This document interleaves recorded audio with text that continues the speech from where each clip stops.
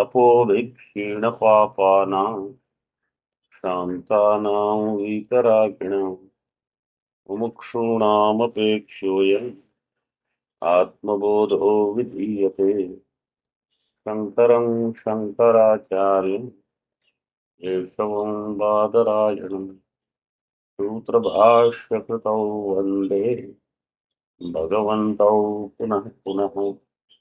ईश्वरो गुरुरात्मेति मूर्तिभेदविभागिने व्योमवद्व्याप्तदेहाय दक्षिणामूर्तये नमः। ओम शांति शांति शांति।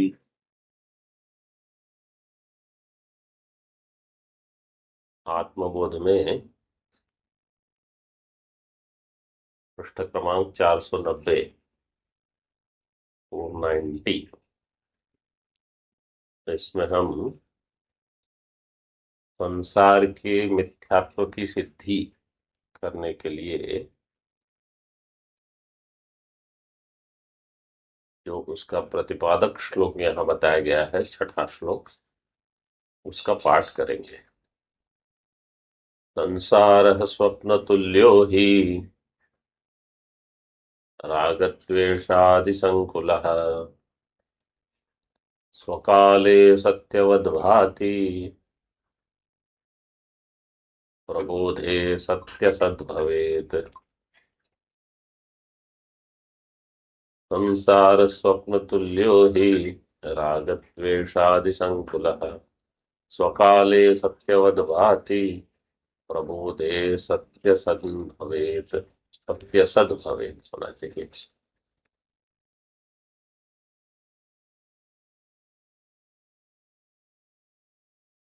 संसार कैसा है? स्वप्न तुल्य है। संसार के लिए विशेषण दिया है राग द्वेषादि संकुल संसार स्वप्न तुल्य। ये प्रतिज्ञा वाक्य हो गया।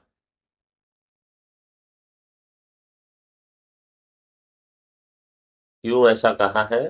तो कहा स्वकाले सत्यवत भाति, अपने काल में जो सत्यवत है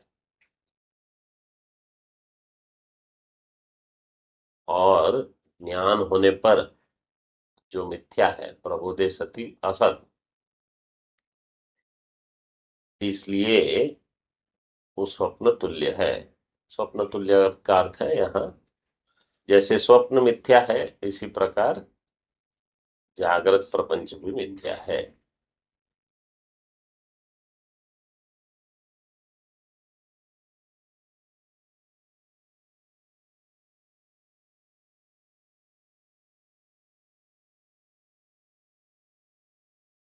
राग द्वेषादि का संकुल मतलब समूह है। संसार केवल यही है, राग द्वेष, सुख दुख, काम क्रोध मद मोह मात्सर्य।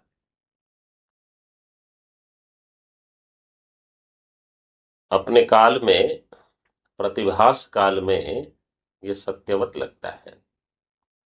जैसे प्रातिभासिक सत्य शब्द प्रयोग करते हैं हम, प्रतिभास काल मात्र सत्यत्वम जिसमें होगा उसको कहा जाएगा प्रातिभासिक सत्यम।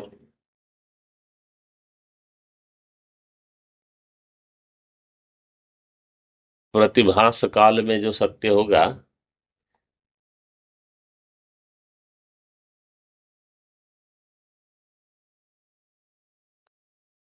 वह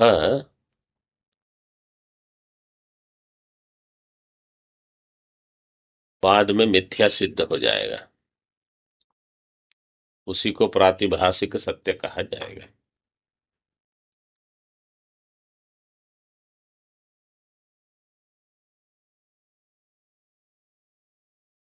इसी प्रातिभासिक सत्य को अनिर्वचनीय वस्तु कही जाती है।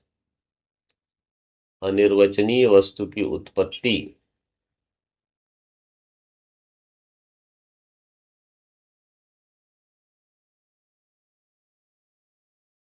प्रातिभासिक होती है।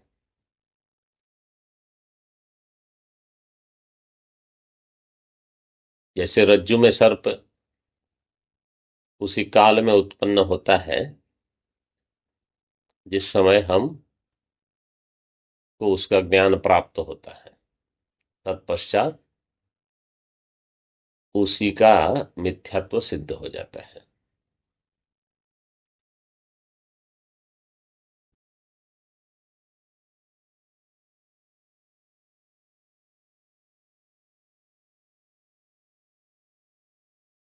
ज्ञान होने पर उसी का मिथ्यात्व सिद्ध हो जाएगा। प्रबोधे का अर्थ है जागृत अवस्था में जैसे स्वप्न मिथ्या हो जाता है, इसी प्रकार ज्ञान होने पर व्यावहारिक प्रपंच भी मिथ्या सिद्ध हो जाता है।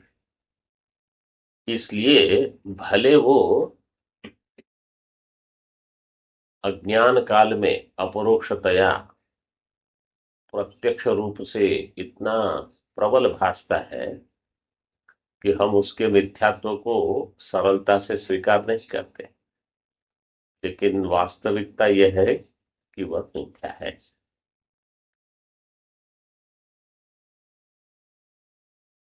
टीका में देखिए, यहां जहां असत शब्द का प्रयोग किया है उसको आप मिथ्या कह सकते हो, क्योंकि असत शब्द का प्रयोग जहां वंध्यापुत्र अथवा शशविषाण आदि के लिए होता है तो जगत को हम इस प्रकार से असत नहीं कहते, क्योंकि प्रतिभास काल में उसमें सत्यत्व बुद्धि होती है। शशविषाण आदि का प्रतिभास ही नहीं होता, वहां केवल नाम मात्र व्यवहार है, इसलिए उसको अत्यंत असत कहा जाता है। टीका में देखिए, राग द्वेषादिभिः संकुलायमानः संसारः स्वकाले स्वस्य कारणभूत अज्ञाने स्थिते सति तावन्मिथ्याभूतोऽपि संसारः सत्य इव भाति। राग द्वेषादिभिः संकुलायमानः, राग द्वेष के द्वारा संकुलायमान संसार, संकुल मतलब इकट्ठा किया हुआ, संकुलायमानः संसारः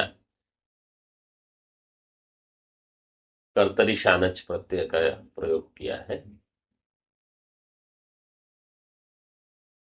उसी से घिरा हुआ संसार राग द्वेषादियों से घिरा हुआ है। अपने काल में, अनुभव के काल में, स्वकाले स्वस्य कारणभूत अज्ञाने स्थिते सति, जब तक उसका कारण अज्ञान है तब तक उसको कहा जाएगा स्वकाल। जैसे रज्जु में सर्प भासती है तो रज्जु के अज्ञान के कारण सर्प की स्थिति बनी रहेगी। सर्प और सर्प का ज्ञान, सर्प का प्रतिभास, ये दोनों, सर्प और सर्प का ज्ञान अथवा सर्प का प्रतिभास, जो भी शब्द कहो, दोनों की स्थिति रज्जु के अज्ञान से बनती है। रज्जु को कहा जाएगा अधिष्ठान। अधिष्ठान ज्ञान, अधिष्ठान ज्ञान से, रज्जु के ज्ञान से सर्प की और सर्प के प्रतिभास की निवृत्ति होगी। सर्प का, सर्प की प्रतीति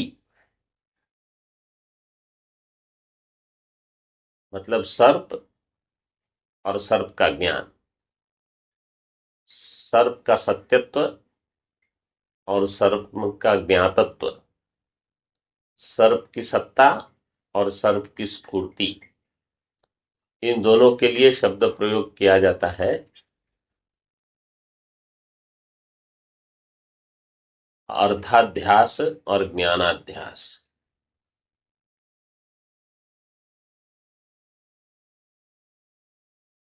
सर्प के अर्थ का मतलब सर्प का अध्यास होना,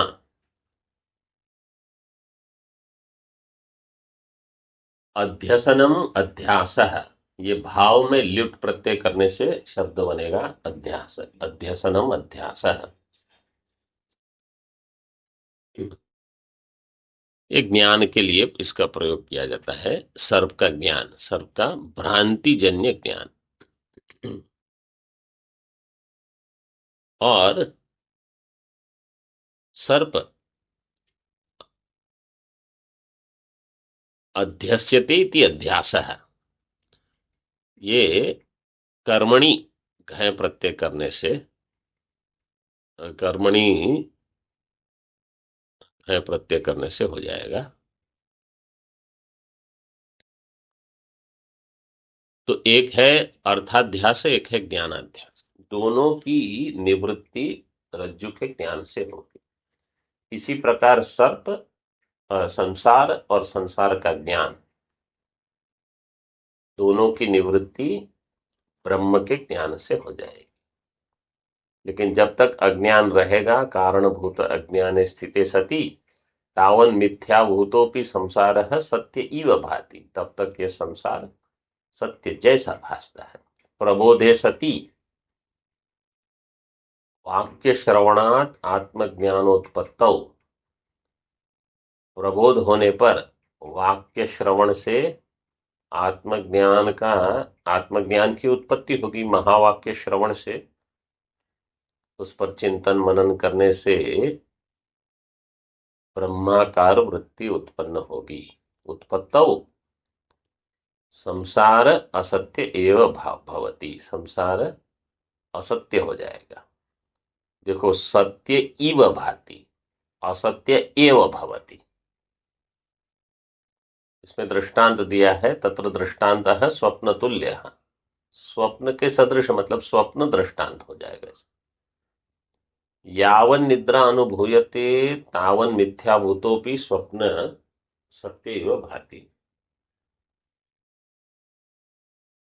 जब तक निद्रा की अनुभूति होती है, तब तक मिथ्याभूत स्वप्न सत्य जैसा भासता है। प्रबोधे निद्रा नाशे मिथ्या भवति, जब निद्रा का नाश हो जाता है जागृत अवस्था में आने पर, उस समय स्वप्न मिथ्या सिद्ध हो जाता है। मतलब एक प्रकार की बुद्धि बन जाती है कि जो मैं अभी अनुभव कर रहा था वो सब मिथ्या। तद्वत इसी प्रकार से इसमें एक अनुमान प्रमाण का प्रयोग करते हैं। व्यावहारिक प्रपंचो मिथ्या दृश्यत्वात् स्वप्न प्रपंचवत, व्यावहारिक प्रपंच मिथ्या है जैसे स्वप्न प्रपंच, क्योंकि दोनों में दृश्यत्व हेतु है। स्वप्न में भी दृश्यत्व है, व्यावहारिक प्रपंच में भी दृश्यत्व, व्याप्ति हो जाएगी। यत्र यत्र दृश्यत्वम तत्र तत्र मिथ्यात्वम। इस प्रकार पूर्व पक्ष का जो प्रश्न था उसका समाधान हो गया। अब आगे उसी को अन्य दृष्टांत से दृढ़ करते हैं। जगन मिथ्यात्वमेव दृष्टांतांतरेण दृढ़यति, अन्य एक दृष्टांत से इसी को दृढ़ करते हैं कि जगत मिथ्या ही है। तावत् सत्यं जगत भाति सुप्तिकारजतं यथा यावन्न ज्ञायते ब्रह्म सर्वाधिष्ठानमद्वयम् तावत् सत्यं जगद भाति सुप्तिकारजतं यथा यावन्न ज्ञायते ब्रह्म सर्वाधिष्ठानमद्वयम्।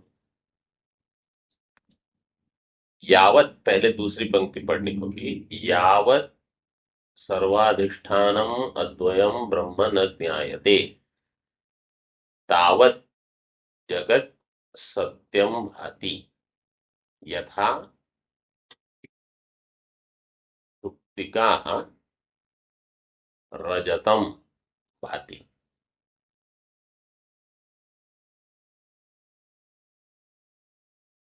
जैसे अज्ञान के होने पर सुप्तिका रजत जैसी भासती है उसके चाकचिक्य के कारण और काच कामलादि दोष के कारण, इसी प्रकार जगत सत्य भासता है। ये कब तक होगा?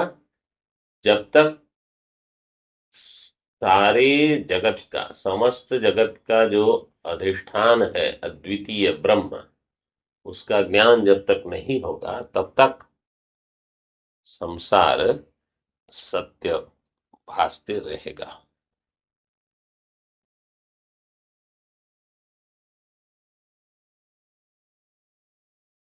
टीका में देखिए, सरल श्लोक है। यथा नील पृष्ठ त्रिकोणादि विशेष ज्ञानम नोत्पद्यते यावत् तावत् रजत ज्ञानम सत्यमिवानुभूयते तथा सर्वाधिष्ठान भूतं सच्चिदानंद अद्वयम् ब्रह्म यावन्न ज्ञायते साक्षी नानुभूयते तावत् जगदाकारेण परिणतः संसारः सत्य इव भ्रांत्या दृश्यत इत्यर्थः। जैसे शुक्तिका के अज्ञान से रजत की उत्पत्ति होती है, रज्जु के अज्ञान से सर्प की। शुक्तिका कैसी है? नील पृष्ठ त्रिकोणादि। इसका जब विशेष ज्ञान नहीं होता है, एक होता है सामान्य अंश, एक होता है विशेष अंश। सामान्य अंश को हम कहेंगे इदम, इदम अंश। विशेष अंश जो रहेगा वो रहेगा उस वस्तु का विशेष, जैसे नील पृष्ठ त्रिकोण आदि रहेंगे शुक्ति में, रज्जु का अपना विशिष्ट ज्ञान होगा, जिस ज्ञान के द्वारा यह सिद्ध हो जाएगा कि यह वस्तु यही है अन्यथा नहीं। तो जब तक उस अधिष्ठान का ज्ञान नहीं होगा, विशिष्ट ज्ञान, ईदंत्वेन तो ज्ञान आवश्यक है, भ्रांति के लिए भी वस्तु का ईदंत्वेन ज्ञान होगा, लेकिन विशिष्ट ज्ञान के अभाव में तावत रजत ज्ञानम सत्यम इव अनुभूयते, तब तक वहां रजत भासती रहेगी और रजत सत्य है ये प्रतीति बनी रहेगी।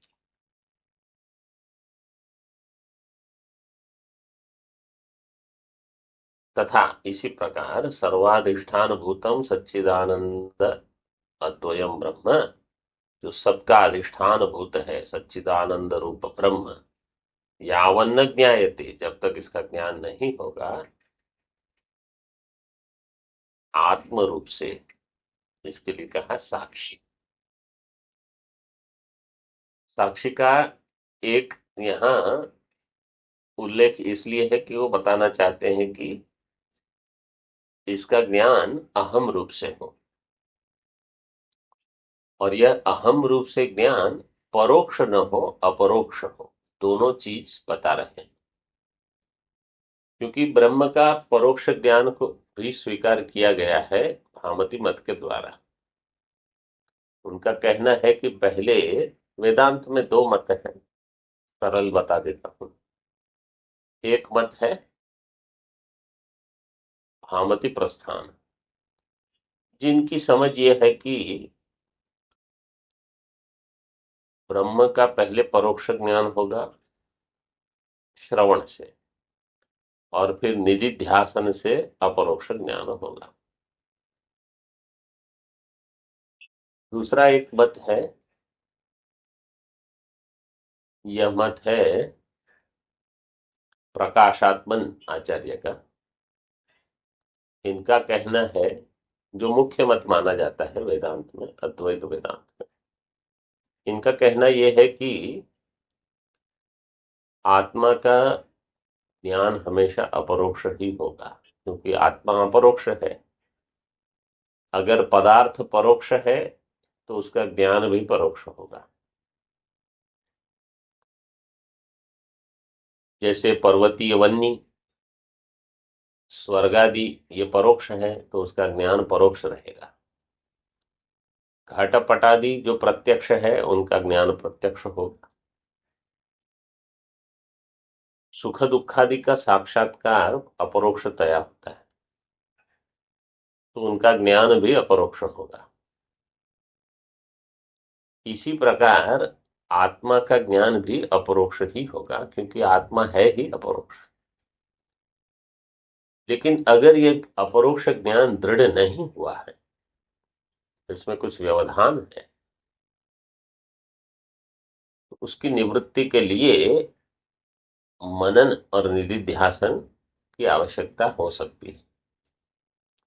लेकिन वो मुख्य साधन नहीं बनेंगे, मुख्य साधन श्रवण ही होगा, अन्य साधन उसके अंग बन जाएंगे। तो इस प्रकार इस ज्ञान की सिद्धि होगी।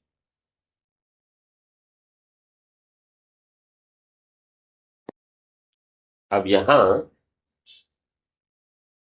कहा कि साक्षी जब तक अनुभूत नहीं है, मतलब अपरोक्षतया ब्रह्म का साक्षात्कार नहीं होता है, तब तक तावत जगदाकारेण परिणतः संसारः सत्य इव भ्रांत्या दृश्यते इत्यर्थः। जगदाकार से परिणत संसार भ्रांति के कारण सत्य है ऐसा भासता है, सत्य इव दृश्यते इत्यर्थः।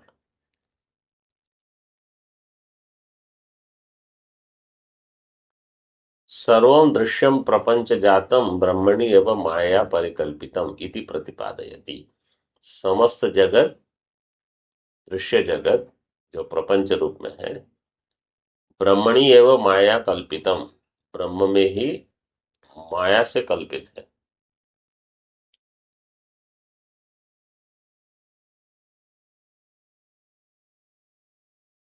इसका प्रतिपादन करते हैं अगले श्लोक में।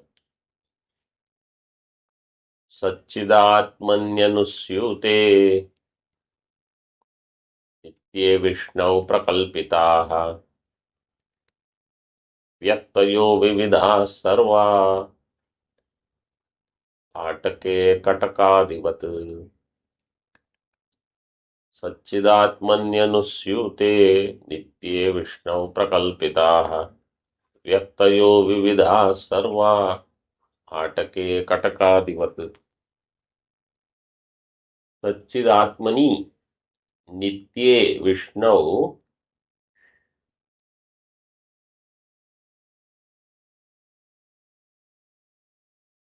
अनुस्यूते प्रकल्पिताः सर्वाः विविधाः व्यक्तयः।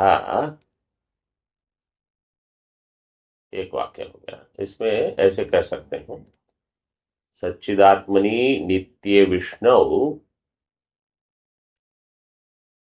अनुस्यूते विविधाः सर्वाः व्यक्तयः प्रकल्पिताः। इसका दृष्टांत दिया है हाट के कटकादिवत सर्वाः विविधाः व्यक्तयो प्रकल्पिताः। जैसे सुवर्ण में कटक, कुंडल,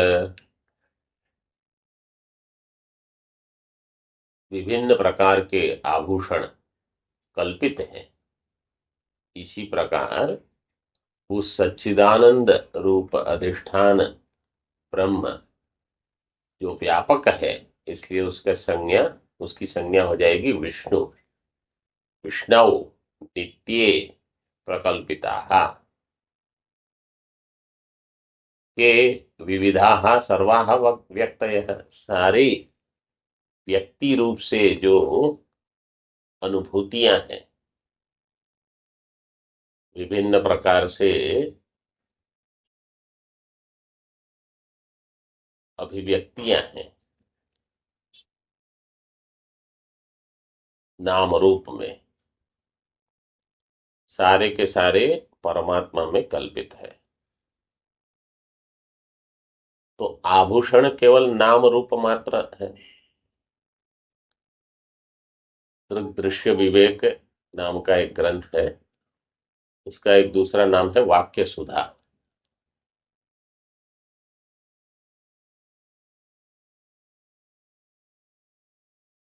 इस ग्रंथ में एक श्लोक है,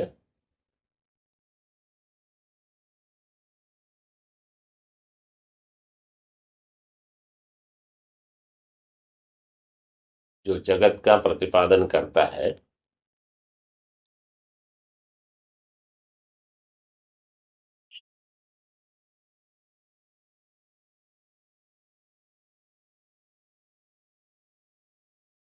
अब्धौ फेनादिवत सर्व नाम रूप प्रसारणा।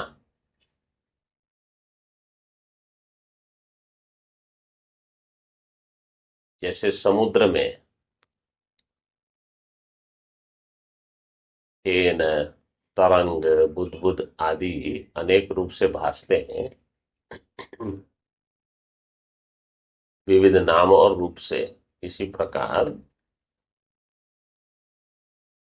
परमात्मा में ये जगत जो है वो नाम रूप मात्र है और माया से कल्पित है, मतलब वास्तविक नहीं है।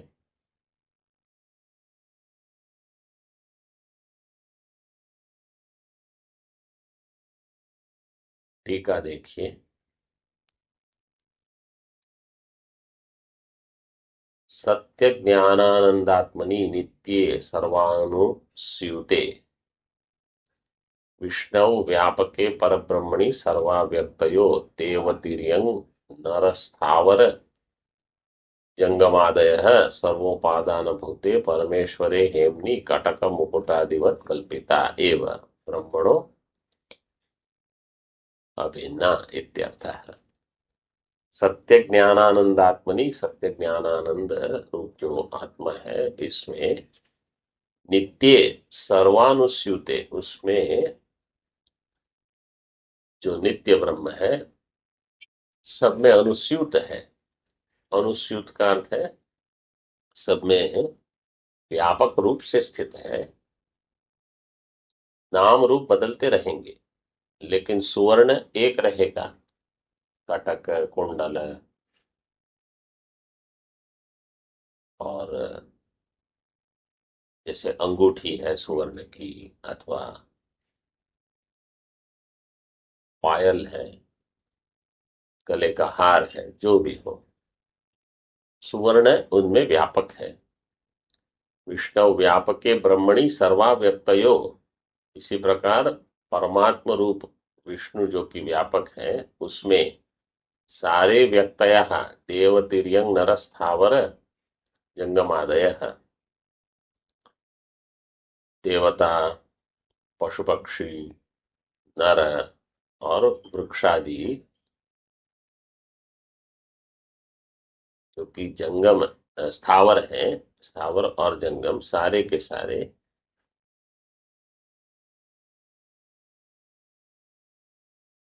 सर्वोपादान भूते, सबके उपादान भूत परमेश्वरे हेमनी कटक मुकुटादिवत कल्पिता।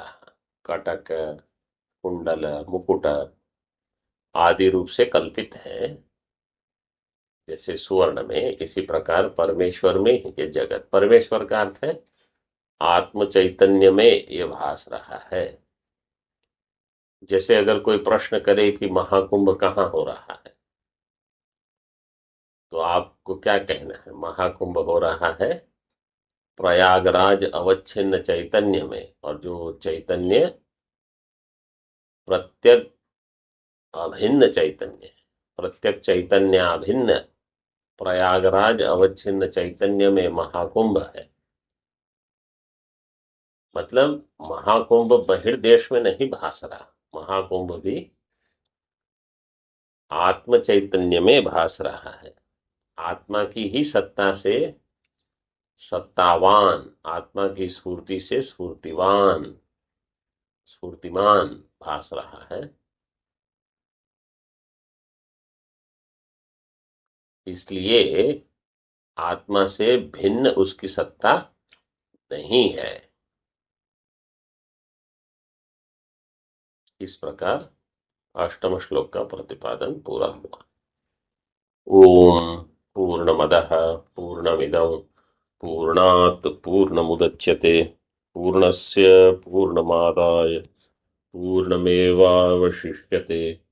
ओम शांति शांति शांति। शंकरं शंकराचार्यं केशवं बादरायणं सूत्रभाष्यकृतौ वन्दे भगवन्तौ पुनः पुनः।